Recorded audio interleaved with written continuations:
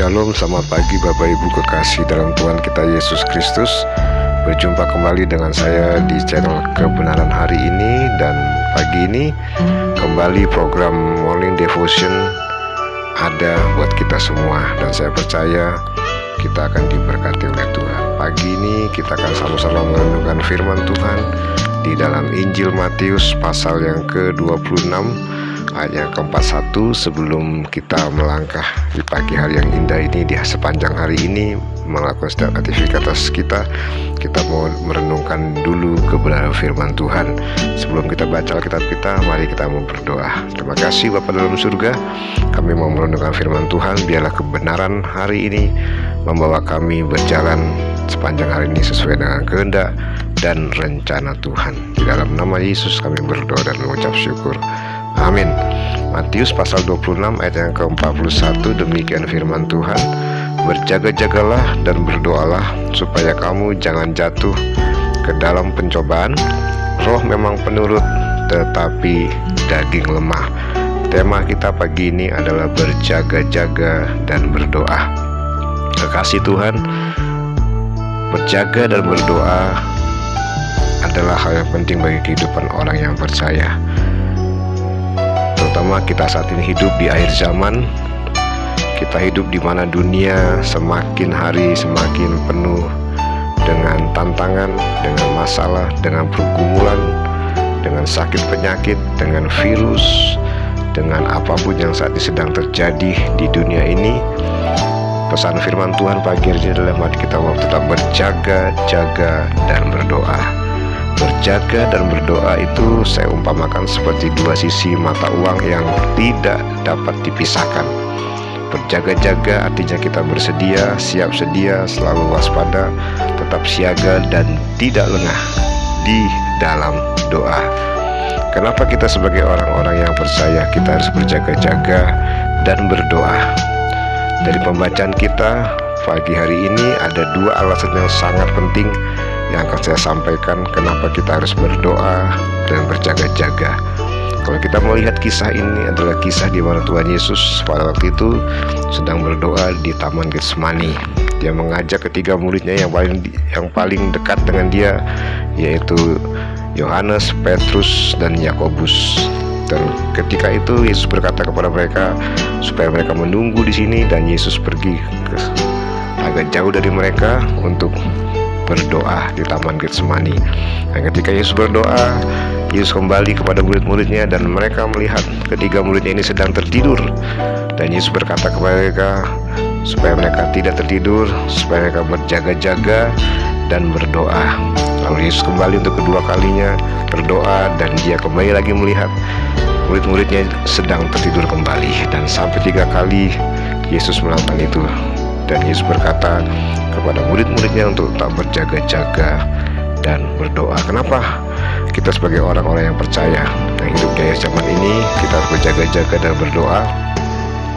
Dari pembacaan kita ada dua alasan penting ini sampaikan kepada murid-muridnya dan juga kepada kita pagi hari ini. Yang pertama, Alkitab berkata kenapa kita harus berjaga-jaga adalah karena kita punya musuh.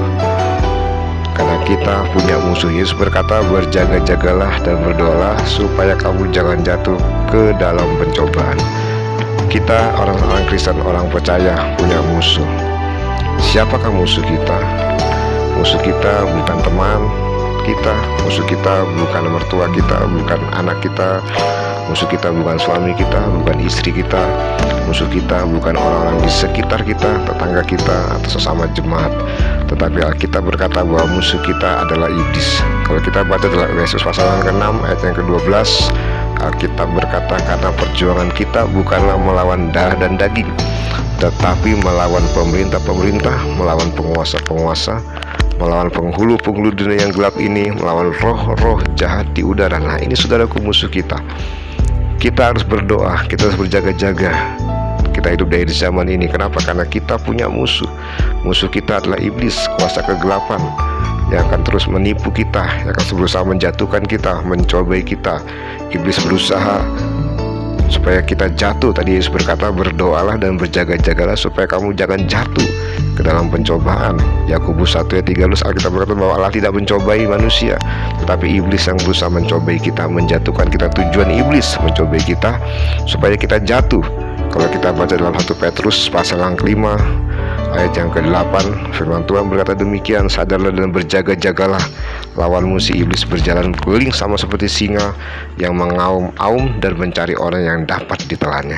Saudaraku, kenapa Tuhan Yesus berkata kepada murid-muridnya, berjaga-jagalah dan berdoalah supaya kamu jangan jatuh dalam pencobaan? Karena mereka punya musuh, yaitu iblis. Kita punya musuh. Yesus juga berkata kepada kita pagi hari ini, sebelum kita beraktivitas sepanjang hari ini, mari kita mau berdoa. Mari kita mau mengawali kehidupan kita dengan berdoa. Dan sepanjang hari ini kita mau berjaga-jaga sambil berdoa. Kenapa? Karena kita punya musuh, yaitu iblis yang berusaha menjatuhkan kita, yang berusaha membuat kita jatuh dalam pencobaan, yang berusaha membuat kita tidak bisa berbuat apa-apa. Iblis akan terus menyerang kita. Iblis akan terus menghancurkan kita lewat banyak hal, lewat banyak perkara. Nah itu saudaraku, mari kita mau berjaga-jaga, kita mau berdoa. Biarlah sepanjang hari ini hidup kita tetap waspada, kita tetap siap sedia, tetap siaga, tetap bersedia, tidak lengah. Karena kita tahu kuasa kegelapan akan terus menyerang kehidupan kita. Kita punya musuh. Alasan yang pertama kenapa kita harus berdoa dan berjaga-jaga, karena kita punya musuh, yaitu iblis yang akan berusaha menjatuhkan kita. Lalu alasan yang kedua kenapa kita harus berjaga-jaga, seperti apa yang Tuhan katakan kepada murid-muridnya. Yesus berkata, berjaga-jagalah dan berdoalah supaya kamu jangan jatuh ke dalam pencobaan. Roh memang penurut, tetapi daging lemah. Alasan yang kedua kenapa kita harus berjaga-jaga dan berdoa, karena kita masih hidup dalam dunia ini. Kita masih ada dalam dunia ini, dan mau tidak mau, suka atau tidak suka, tidak bisa kita pungkiri bahwa keinginan daging itu akan terus muncul dalam kehidupan orang yang percaya, berusaha membuat kita terus menyenangkan daging, keinginan daging. Alkitab berkata, Yesus berkata, roh memang penurut tetapi daging lemah.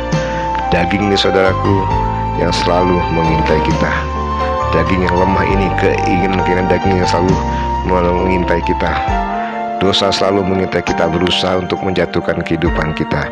Ya, Galatia pasal yang ke-5 ayat yang ke-19 berkata, perbuatan daging telah nyata, yaitu percabulan, kecemaran, hawa nafsu, penyembahan berhala, sihir, perseteruan, perselisihan, iri hati, amarah, kepentingan diri sendiri, percideraan, roh pemecah, kedengkian, kemabukan, pesta pora, dan sebagainya. Terhadap semuanya itu ku peringatkan kamu, seperti yang telah ku buat dahulu, bahwa barang siapa melakukan hal-hal yang demikian, ia tidak akan mendapat bagian dalam kerajaan Allah. Yesus berkata, roh memang penurut tetapi daging lemah. Kenapa kita harus berjaga-jaga dan berdoa, kata Tuhan Yesus?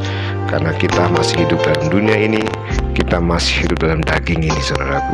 Daging ini berusaha membuat kita jatuh. Karena itu mari kita mau tetap kuat, matikan keinginan daging, belajar untuk kita mematikan keinginan daging kita.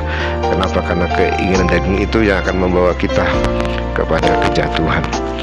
Biarlah kita tetap kuat dalam Tuhan, dan saya percaya kalau kita berjaga-jaga dan berdoa sepanjang hari ini, kita akan tetap kuat, kita akan tetap mampu menghadapi keadaan ini. Walaupun iblis berusaha menjatuhkan kita, walaupun keinginan daging melorong kita bisa melawannya dengan kuasa dan pertolongan dari Tuhan kita, Yesus Kristus. Berjaga-jagalah, berdoalah senantiasa.